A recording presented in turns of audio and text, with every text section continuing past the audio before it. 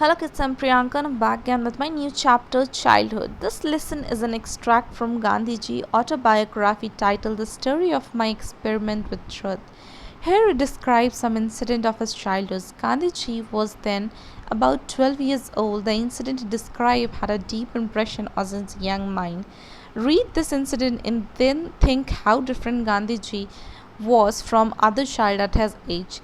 I must have been about 7 when my father left Porbandar from Rajkot to become a member of Royal Court. There I was put into a primary school. I can well recollect the names and other particular of the teacher who taught me. I was only a mediocre student and there was hardly anything to note about my studies. From this school I went to the middle school and from there to the high school. By now I had reached my 12th year. During this short period, I don't remember having ever told a lie to my teacher or my schoolmates. I used to be very shy and avoid all company.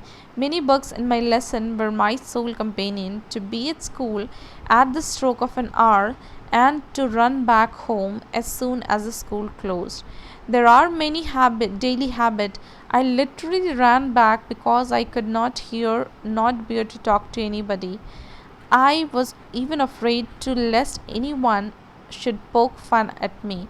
This is an incident which occurred in an examination during my 5th year of high school, and this is the worth recording. Mr. Gills, the inspector of the school, had come to visit of inspection. He had set up 5 words to write in a spelling exercise.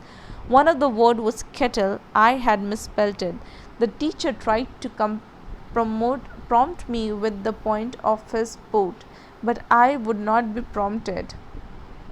It was beyond me to see that he wanted to copy the spelling from my neighbor's slate. I had thought that the teacher was there to supervise up against copying. The result of that all the boys expect me were found to have spelled every word correctly. Only I had been stupid. I could never learn the art of copying. Yet the incident did not the least diminishing my respect for my teachers. Anybody, however highly placed or howsoever wise, can at times be tempted to do wrong. 'Tis to err is human. I was by nature blind to fault of elders. I have learned to carry out the orders of elders, not to scan their action. Two other incidents of same period have always clung to my memory.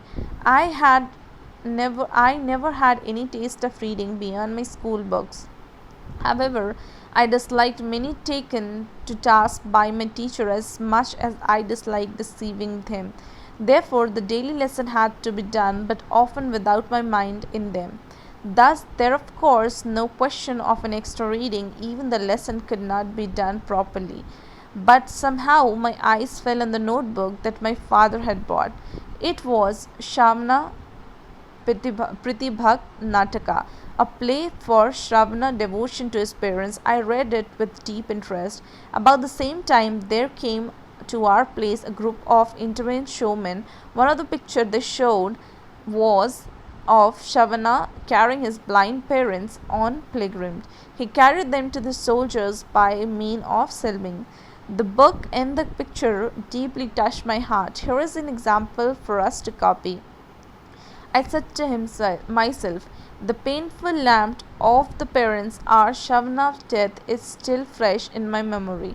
The melting tune touched me deeply.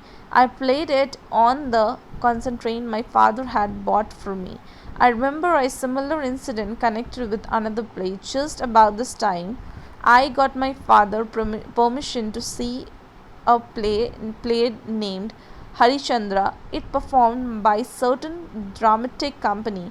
This play captured my heart and I could never be tired of seeing it. But how often could I be permitted to? It haunted me day and night. I must have acted Harichandra to myself times without number. I asked myself day and night, why should not all be truthful like Harichandra? I literally believe in the story of Harichandra.